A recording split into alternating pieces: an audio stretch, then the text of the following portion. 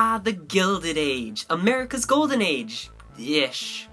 Look at all that wealth and prosperity. Oh, pay no mind to those lowly immigrants. They're just new here. Let's talk about something lighter. How about politics? Okay, I know.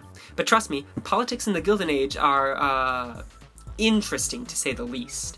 And it all starts with Andrew Johnson, number 17. Andrew Johnson was a drunken racist brute. I'm sorry, ever since Mr. Bouvier said it, that's the best description of him I've ever heard. I can't stop saying it. That's the only description I'll ever say of him. Taking the presidency after the assassination of Abraham Lincoln, he inherited a nation divided. The U.S. was gravely in debt and still racially torn.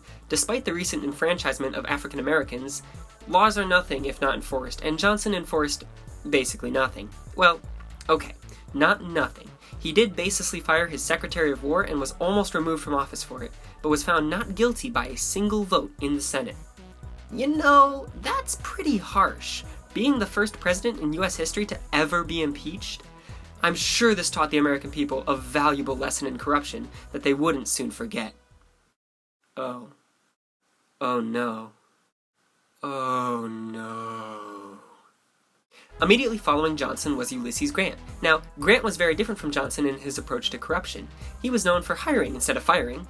Particularly, Grant liked to hire his friends to positions they might not have been qualified for, and his friends then used these positions of power to make shady business deals with railroad and alcohol companies, putting money in their own pockets. And Grant's response to all this? If I pretend it doesn't exist, then I don't have to deal with it. Which seemed to be the precedent for the whole administration, because Grant also wouldn't do anything about the corruption starting to infiltrate local politics, allowing for the rise of political mobsters like Boss Tweed, who would rig elections in NYC. State and local politics after the Civil War are messy, convoluted, and a perfect story for another time. We're just going to focus on the men at the top for today, otherwise this video would take up the whole class period. Now, not every Republican favored corruption. Presidents Hayes and Garfield actually rallied against the practices of their day. Well, that is, said practices allowed Hayes to be elected, corrupting him, and Garfield, well, was shot for not supporting the spoils system and not giving a job to a literal crazy man. Another story for another time. I swear, I'm sorry, we're sticking to the men at the top for today. I only have so much time. Chester A. Arthur took over a presidency and a party divided upon the death of Garfield.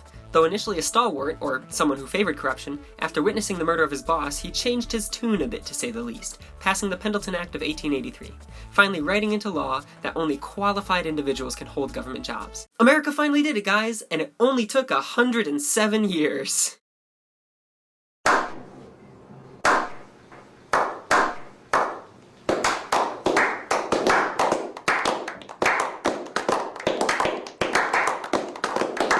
In 1884, the anti-corruption candidate seemed to be Grover Cleveland, and with the Republican Party split, he was able to narrowly win.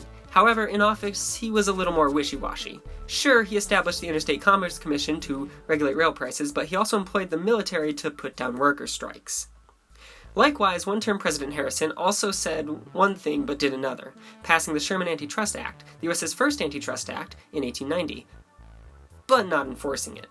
The act was supposed to split monopolies, but Harrison made sure not to tie some legislative loose ends so as to keep the current prosperity. And then came William McKinley, the American imperialist who not only wanted to have prosperity at home, for the few, but wanted to show off our wealth to the world, by invading them.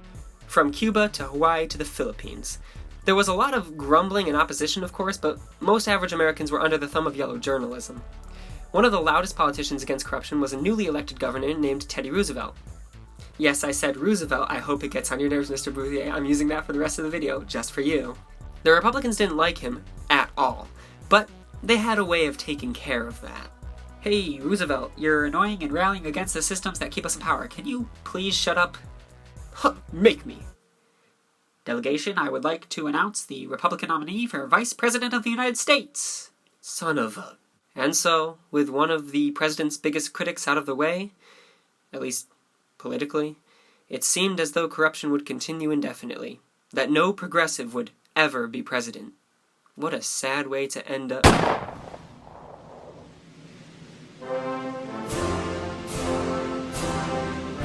Son of a... President Roosevelt turned the tables completely. Yeah, the whole imperialism thing was still championed, but good old TR fought corruption like never before. Mediating, regulating, sanitizing, and monopoly busting, Teddy progressively brought an end to the Gilded Age political corruption by implementing reforms that we still value to this day. It was a complete change from the status quo and defined a new era in American history. Now that's how you end a video.